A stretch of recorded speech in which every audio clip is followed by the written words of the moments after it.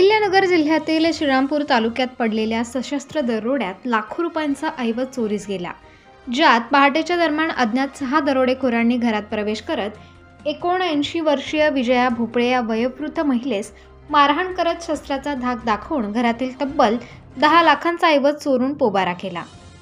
सदर घटनेसंदर्भात माहिती मिळताच श्रीरामपूर तालुका पोलीस ठाण्याचे पोलीस निरीक्षक दशरथ चौधरी यांनी तात्काळ घटनास्थळी धाव घेत दरोडेखोरांच्या हल्ल्यातील 79 वर्षीय वयोवृद्ध महिलेस तात्काळ उपचारांकरिता दाखल केले।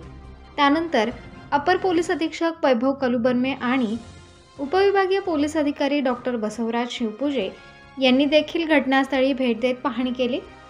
सशस्त्र दरोड्यात श्रीरामपूर तालुका पोलीस ठाण्यात विविध कलमांन्वये गुन्हा दाखल करण्यात आला असून पोलीस दरोडेखोरांचा शोध घेत असल्याची माहिती पोलीस निरीक्षक दशरथ चौधरी यांनी दिली आहे। आज दिनांक 1/3/2025 रोजी सकाळी 7 वाजता आम्हाला माहिती मिळाली की खानापूर येथे एका महिलेला मारहाण करून तिच्या घरात चोरी झालेली, म्हणून आम्ही वरिष्ठांसह तात्काळ घटनास्थळी गेलो असता महिला नामे विजया लक्ष्मी लक्ष्मणराव भोपळे हिला किरकोळ मारहाण केलेली होती आणि घरात 9,80,000चे दागिने चोरी झाल्याचे लक्षात आले। सदर महिलेस तात्काळ दवाखान्यात दाखल करून औषधोपचार चालू आहेत। त्या संदर्भात पोलीस ठाणे श्रीरामपूर तालुका येथे गुन्हा रजिस्टर नंबर गुन्हा दाखल करण्यात आलेला असून पुढील तपास करीत आहोत।